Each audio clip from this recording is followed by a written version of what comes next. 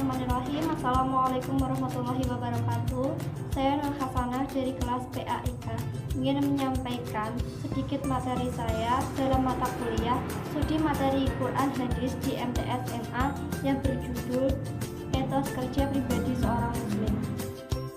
Rumusan masalah yang akan dibahas dalam makalah etos kerja pribadi muslim. Yang pertama, apa pengertian dari etos kerja? Yang kedua, apa dasar hukum etos kerja dalam Islam?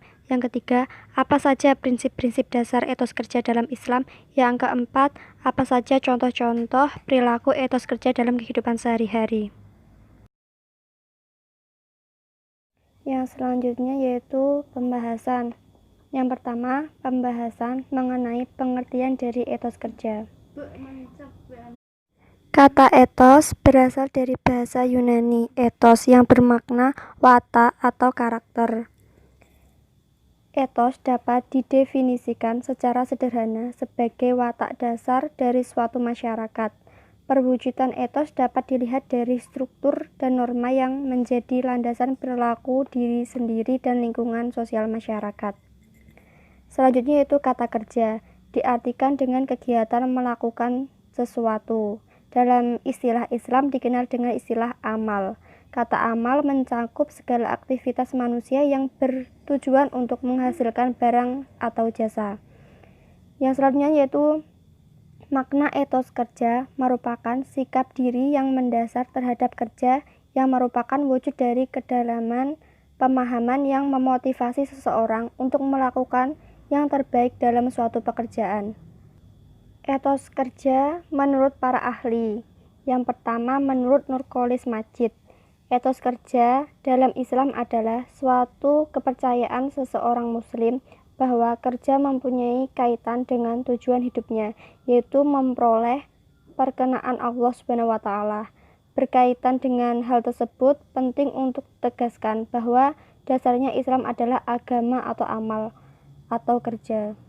Yang selanjutnya itu menurut Toto mendefinisikan etos kerja dalam Islam yaitu sebagai cara pandang yang diyakini seorang muslim bahwa bekerja itu bukan hanya untuk memuliakan dirinya, tetapi juga sebagai suatu manifestasi dari amal soleh dan oleh karenanya mempunyai nilai ibadah yang sangat luhur.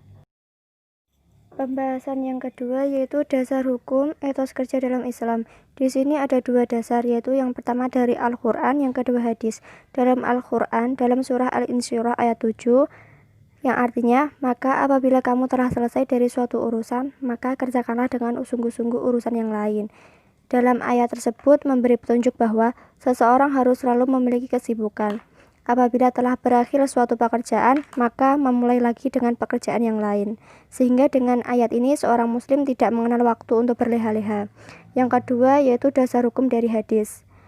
Diriwayatkan oleh Abu Dawud dari Anas bin Malik, yang artinya, sekiranya hari kiamat hendak terjadi, sedangkan di tangan salah seorang di antara kalian ada bibit kurma, maka apabila dia mampu menanamnya sebelum terjadinya kiamat, maka hendaklah dia menanamnya. Dari hadis tersebut menunjukkan bahwa betapa pentingnya melakukan sebuah perbuatan baik tanpa menghiraukan hasil dari perbuatan, karena pada dasarnya setiap perbuatan baik maupun buruk akan ada balasannya. Pembahasan ketiga, prinsip-prinsip dasar etos kerja dalam Islam. Di sini ada beberapa prinsip yang harus dilaksanakan dalam melakukan pekerjaan. Yang pertama, pekerjaan harus dilakukan berdasarkan pengetahuan. Yang kedua, pekerjaan harus dilaksanakan berdasarkan keahlian, sebagaimana hadis yang diriwayatkan oleh Bukhari, yang artinya, apabila suatu urusan diserahkan kepada bukan ahlinya, maka tunggulah saat kehancurannya. Yang ketiga, berorientasi kepada mutu dan hasil yang baik. Yang keempat, setiap pekerjaan harus dilaksanakan dengan penuh tanggung jawab. Yang kelima, pekerjaan dilakukan dengan semangat dan etos kerja yang tinggi. Pembahasan keempat, contoh perilaku etos kerja. Perilaku etos kerja dalam sehari-hari dicontohkan sebagai berikut. 1. bersungguh-sungguh dalam mencari rezeki yang halal, sebab Allah tidak akan memberi rezeki pada orang-orang yang malas. Yang kedua, tidak memutus asa. Bila dalam pekerjaan atau belajar menemui hambatan, tetap berusaha mencari jalan keluar terhadap masalah yang dihadapi. Yang ketiga, segera menyelesaikan pekerjaan atau tidak menunda-nundanya. Yang keempat, apabila telah selesai mencapai apa yang direncanakan, tidak cepat merasa puas, akan tetapi terus terpacu untuk lebih kreatif. Yang kelima, apabila menghadapi pekerjaan yang tidak disukai, maka tetap tekun menyelesaikan pekerjaan tersebut dengan hati sabar. Yang keenam, senantiasa bertanggung jawab terhadap pekerjaan yang dilakukan. Yang ketujuh, disiplin waktu. Itu saja materi yang dapat saya sampaikan, semoga bisa bermanfaat untuk kita semua. Akhirul kata, wassalamualaikum warahmatullahi wabarakatuh.